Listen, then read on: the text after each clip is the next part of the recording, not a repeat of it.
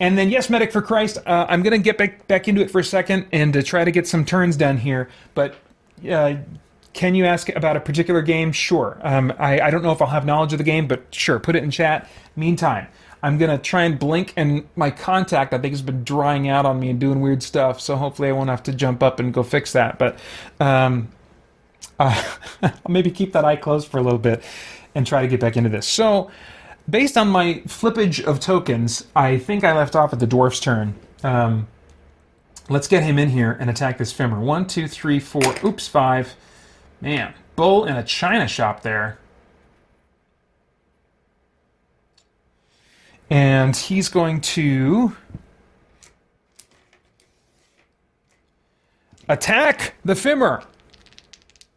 Oh, wait, no. He's going to...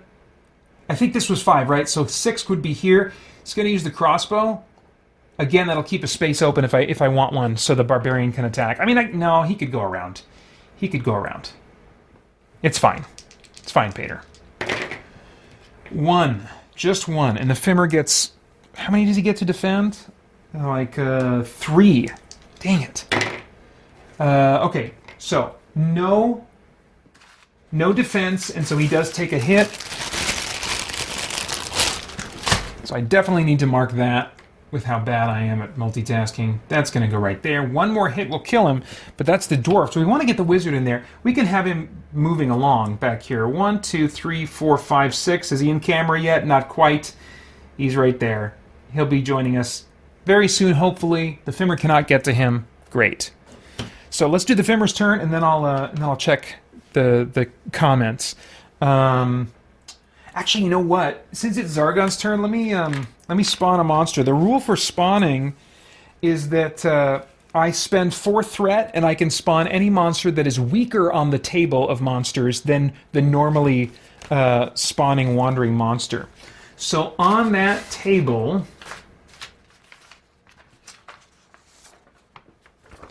See, I've got this monster ranks and conversions on the back of the game, on the Zargon screen I got back there just for a little bit of flavor, but on the back side of that is a table that lists the monsters kind of in order of their difficulty. And so I did something similar with my monster rank / conversions table here.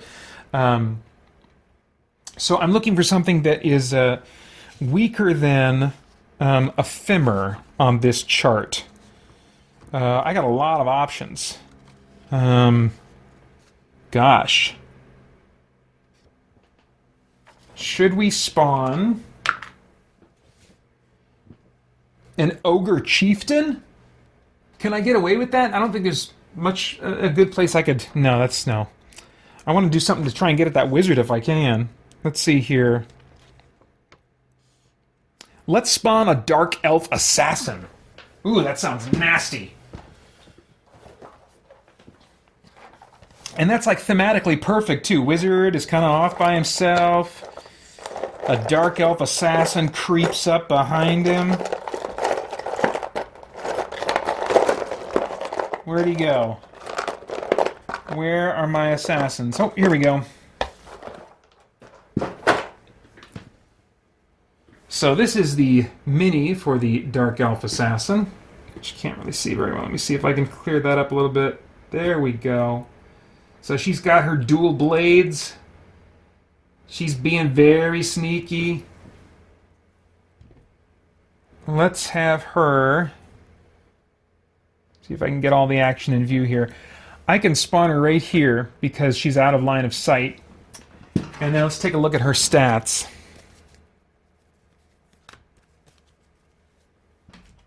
Stats for the Dark Elf Assassin. Attack of 6. Oh my gosh!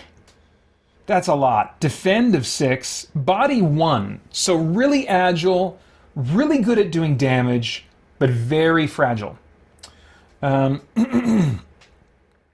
Mind 4. Move of 15. Expert Acrobat. So I think that means, if I remember correctly... Oh, she is nasty. Probably OP. Expert Acrobat. This monster is automatic. This monster may move through hero spaces, but must end its movement on an empty space. No potential to be attacked. It just freely moves through enemy spaces. Oh my gosh, this is nasty. But here it comes. 1, 2, 3. Right behind the wizard, attacking with 6 combat dice. This is going to be so bad, I think. Oh my gosh, 4 skulls. 4 skulls. And the wizard only has 2 defense dice. He is going to die pretty certainly. Oh my gosh.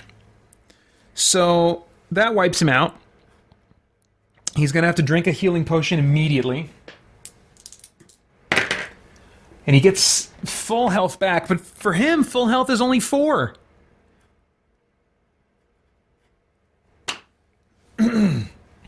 Oh my gosh, that was brutal. He is going to have to turn around and just destroy her. Well, he'll just use Seeking Bolt. That's what he'll do. She's only got 1 body point. It's an auto hit. No question there. She's dying next turn for sure. Good gravy. But the Fimmer still hasn't attacked. He's going to... I think I've been whittling down the dwarf, right? Yeah, he's only got 2 left. He's good on healing potions. But I still want to take him out if I can. 2 skulls. He defends with 3. And he takes 2 hits. That's yeah, he's going to have to drink his healing potion now. What do we got going on there? He gets 5 back, so it does not take him up to his max, unfortunately. And he has to ditch this healing potion. Very sad. All right. It's getting serious. So let me flip my tokens, and then I'll check chat here.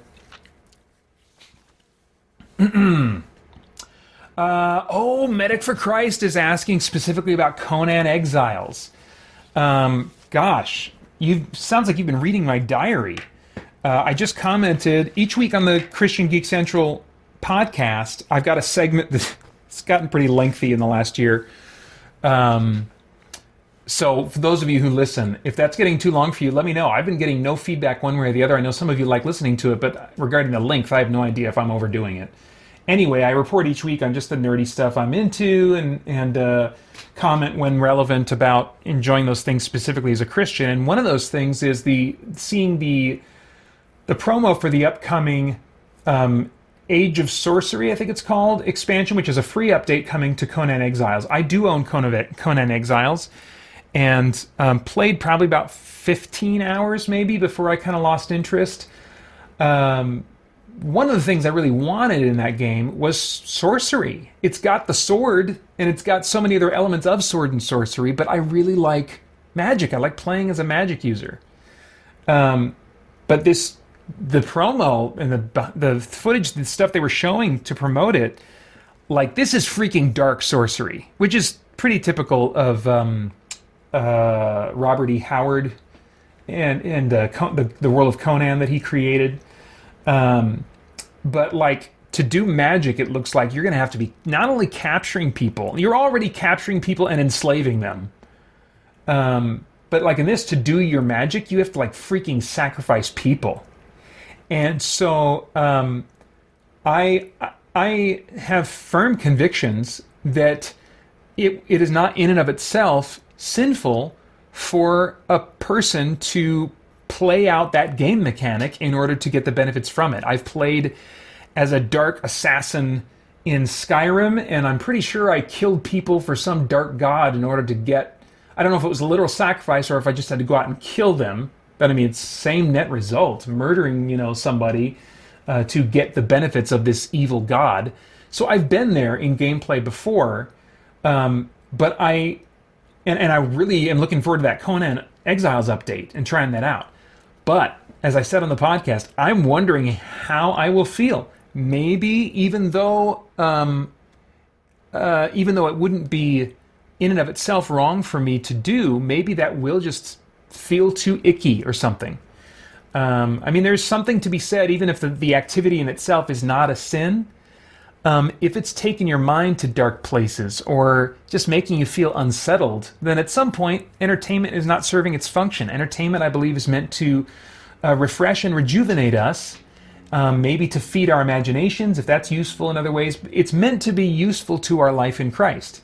And for the most part, entertainment is useful, broadly speaking, for the Christian to rejuvenate them so that they can go back to work, so that they can invest in other people, things that take energy from us.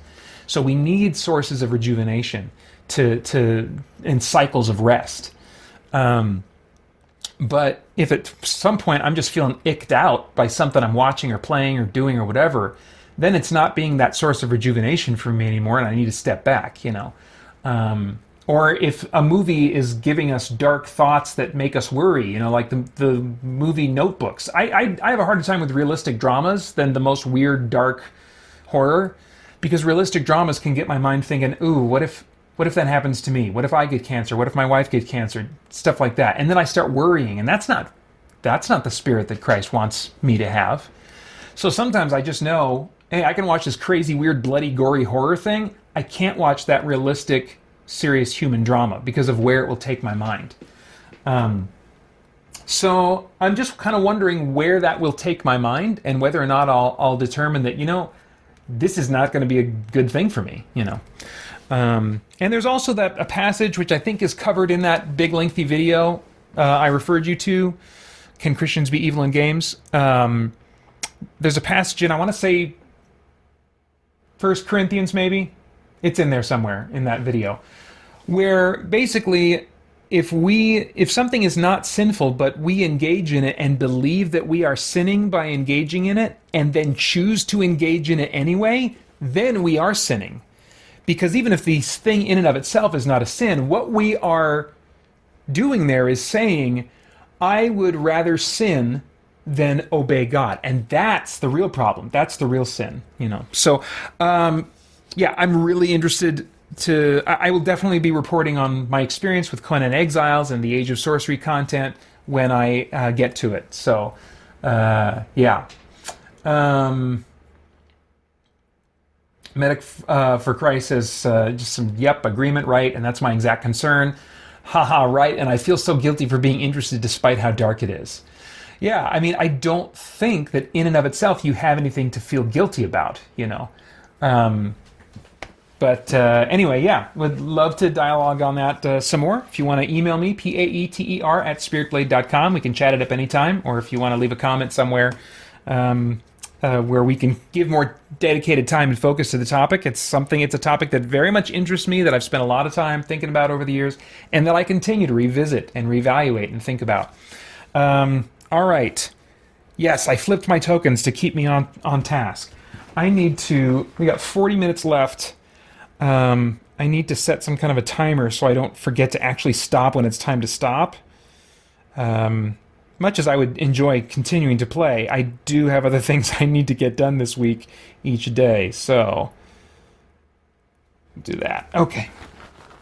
All right. Thank you for the question. Great question. Great topic. So, Hero's turn. This Fimmer's going down. He's got to go down. We are right about at the halfway point, man. It's almost like clockwork. Maybe I'll get a little further than halfway. That would make me feel good. If I could finish this dungeon in 5 hours instead of 6, that'd be nice. Femur die, right? Femur die now. Barbarian attack. Get this out of the way. 1 skull. Pretty unimpressive. Femur blocks one of them. So, yeah. Well, there was only one to block. So, yeah. Completely blocks the attack. That sucks. Elf? Did I just have the barbarian attack illegally from here? Okay. I have to say that I moved him here. My bad. Okay. Elf is going to attack. Still only gets 2 attack. Gosh. I should give a potion of strength to the elf. He's the one that could really use it now and then. Anyway. Unless he keeps rolling like that. Good gravy, 2 skulls. This could take out the Femur, who's already got 1 hit on him. Yes! Man! Speaking of dark elf assassins, My elf has got that going on, apparently. Sweet. Let's see if this Fimmer dropped anything. He dropped a potion of healing. Who do we want to give that to? They're all right there. Any of them could just grab it. Let's give that to... I'm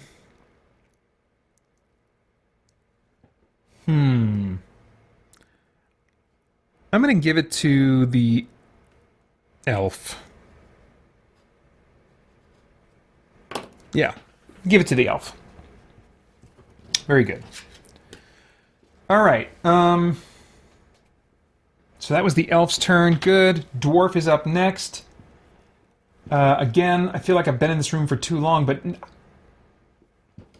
I don't think anybody has searched in here yet. No, we did. Didn't we get some wandering monsters that way somehow? We're moving on. I've been picking up a few potions of healing. I feel like I'm not starving for them.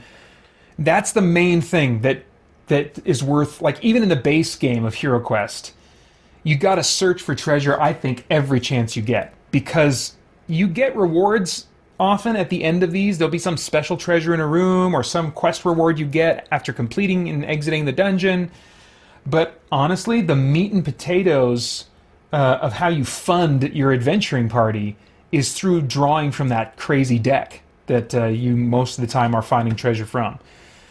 So I'm just trained to like search for treasure every chance you get. Bleed this dungeon dry. 1, 2, 3. He has to. That's right. He has to unlock this. So he unlocks on. I want to say. Is it anything but a black shield? I think that's it. I think anything but a black shield he unlocks stuff on.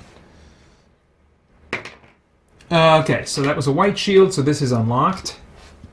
We'll go ahead and open it up.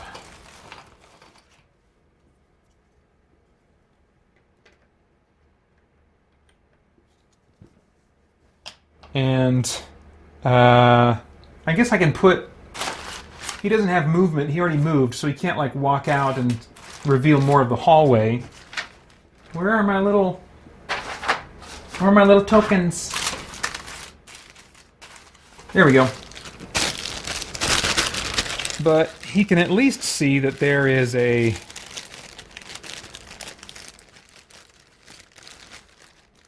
There's a wall right outside this door to the right.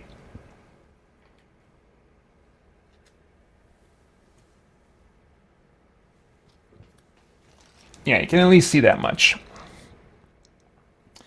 So that's the dwarf's turn. And then the wizard. Yeah, I mean, like, I've got some great spells, but the Seeking Bolt ability is the only one that is guaranteed auto kill in this situation. So he's totally using Seeking Bolt. He rolls one of these. I want to see a black shield. Probably won't. No, I don't. Okay, so she is definitely dead. And leaves no loot. And he is down to 3, which was where he was at when she came up on him to begin with. So he's just down a healing potion.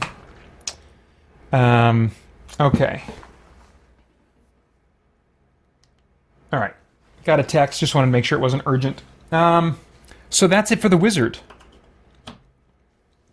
Medic for Crisis, thank you for your time, brother. You're welcome. You're welcome. At the end of the day, you know, I mean, I do all... with everything I do with Christian Geek Central, it's like, I do the dorky stuff so that there's kind of a point of an entry point of connection, you know, and fun. But, I mean, it's those kinds of questions that, like, are super important to me and like a huge part of a very main component of why I'm doing what I'm doing to begin with. So I love those kinds of questions anytime you guys want to ask them. Now and then during a live stream, there might be something where I'm just like, I don't trust myself to answer that tactfully or accurately or precisely enough. And so I might, in some situations during a live stream, you know, be like, gosh, let me follow up with you. You know, let's find a way to connect outside of the stream. But I've been finding over the years that more and more that I think it helps that I've built up resources that I can point people to that are more thought out than I can be in the moment, you know. Yeah, I love during live streams and any other situations having these topics brought up because they're pretty significant to us. Okay, Zargon's turn. Is it Zargon's turn already? Ugh, I'm not going to spawn another monster. I have so much threat here, guys. I might have to rethink the threat system, especially like how traps get cashed in. I might have to make it a 50-50 chance. We'll see. I'll just keep plowing through the dungeon for now, and if it feels like, you know, in order to make things balanced, I need to have traps triggering more often, I'll change it to a 50-50 chance, or maybe even a greater than 50-50. We'll see. So we're cycling back around. Oh, no, I didn't have the wizard move, because he attacked, but I didn't have him move. He wants to catch up. 1, 2, 3, 4, 5, 6. Okay, so he's catching up to the group. Now, we did Zargon's. I kind of turned back time a little bit there. That was, yeah, so he did that. Let's pretend. We had the whole majiggered Zargon turn. Oh, wait, did we? I gained a threat, but I that's right. I resolved not to spawn a monster. Now we're going. Here we go. Barbarian first. 1, 2, 3, 4. Let's see. White shield triggers the trap. White shield. Okay. So I'm spawning a pit trap that now everybody has to jump over, which is still freaking lame. He falls in it for now. Oh wait, no, there's a chance to dodge it if he can roll less than his current mind points. I forgot about that rule. So basically I have to roll a 1. That's the only thing that will get me to dodge this thing. Okay, no, it's a 3, so he falls in. When the trap is first discovered and is in the process of springing, that's when that roll can be made. The rest of the time, once it's sprung and just there, like a pit trap, well, I guess the pit trap is the only example. Spear traps are just one and done. But when there's a pit trap, I use the normal rules for heroes trying to jump over them. Anyway, so he failed. He takes the hit. That takes him down to 5. His turn is over. Elf is on the move. 1, 2... oh, wait, hang on a second. I need to make sure there's a little bit more of this hallway that it can be revealed. So it's actually just that there's a wall right there, which you can't see very well, but it's blocking off that the rest of that corridor there. So let me put the camera there, see if that helps at all. Okay. So now the elf is on the move. He's going to go 1, 2, 3, 4, 5, 6. That's what he wants to do. We'll see if it works out. Let's see. His acrobat ability, I think, helps him to avoid falling into traps. I think it's just maybe a 2 in 6 chance that he has. I'm going to say it's a 2 in 6. So only on a white shield does he fall in, which he does not. Okay. So there's nothing else in that corridor. Just going all the way down here, there's nothing for me to set up. So it's just a big corridor they got to make their way down. But that's the end of the elf's turn. Now the dwarf. How's he doing on health? He's good on health. Oh yeah, I wanted to get some health potions to the wizard. He's still falling way behind. Maybe he can catch up soon. Maybe I'll let the barbarian kind of drag behind a little bit. Or not get out of the pit just yet or something. I don't know.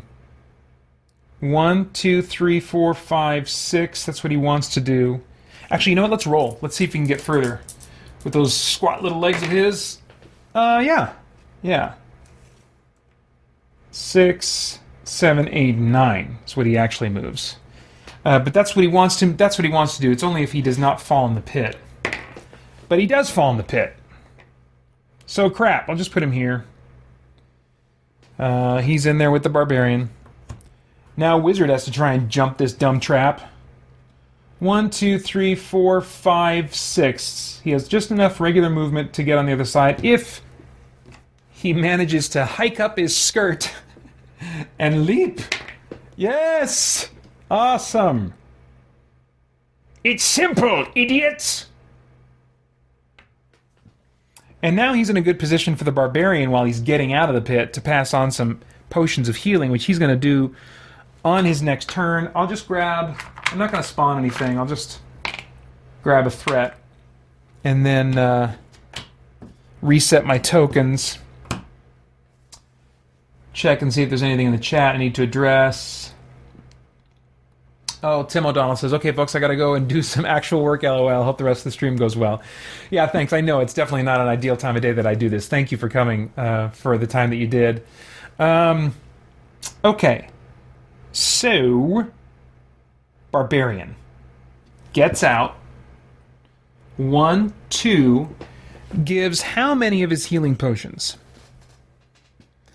I think he could give 2 to the wizard.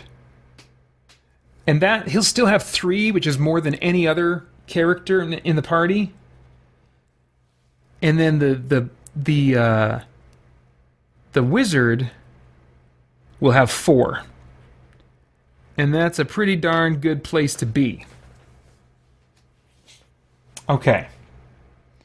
So that was... Oh, he could do that in passing, I'm thinking. So he went 1, 2, 3, 4, 5, 6. That's the barbarian's turn. Elf. Let's try rolling. Okay, got 1 extra movement out of it. 1, 2, 3, 4, 5, 6, 7. Dwarf now. He can just crawl out. Oh, did I take a point away from him? I think I just put him in the hole. I don't think... Yeah, I didn't take a point away from his health. There we go. So now he'll see if he can run. Not really. Just same as usual. 1, 2, 3, 4, 5, 6. Wizard. Yeah, he'll book it. See if he can... Oh, man, what's up with my guys rolling 6s? 1, 2, 3, 4, 5, 6. Okay. And I will take a threat and reset. I should trademark that as a catchphrase for HeroQuest. Take a threat and then reset. That's what it feels like to be cool. When you say stuff like that, if you want to know what it feels like to be cool, just say that. Hey guys, Peter Franson here. Want to play games to save lives? Then join me again this year for Game Save, our annual charity fundraising event in support of St. Jude Children's Research Hospital, whose compassionate care and cutting-edge research has been saving the lives of children all over the world for decades. Joining the Game Save team only requires a willingness to ask friends and family to consider donating toward your fundraising efforts. Team members also usually do something fun and game-related to draw attention to their fundraising, like a special game night at your church or home, or like me, you could do a crazy 24-hour video game marathon. Now, I'm theming my fundraising around video games, but you can use tabletop games of any kind. What you do to raise funds is really entirely up to you, but by joining the Game Save team, you can get support and encouragement from myself, from other team members, and have more attention drawn to your fundraising efforts. You can get more info about the origins and heart behind Game Save itself at gamesave.christiangeekcentral.com. To join the team, just follow the invite link below, make an account at tiltify.com. Then from your dashboard, create a new individual campaign using St. Jude Play Live 2022 as your cause, and check Support an Existing Campaign. Type CGC in the campaign search field and select CGC Game Save 22. To help your donors, I recommend including CGC Game Save 22 in the name of your individual campaign as well. After that, it's a short, simple process to finish up, and you'll be an official member of the Game Save 22 team. After that, as team leader, beginning in October, I provide team members with weekly tips and resources to make your fundraising as fun, easy, and effective as possible. October will be our main push for fundraising, capping things off with my annual 24-hour video gaming live stream on November 5th. Although you are welcome to continue fundraising until the end of November 30th, when our official final total will be tallied. If you have any questions before or after signing up, you can reach me anytime at paeter@spiritblade.com. I'm happy to help, and I hope you'll consider being a part of this with me. I can't wait to get started. Thanks for listening.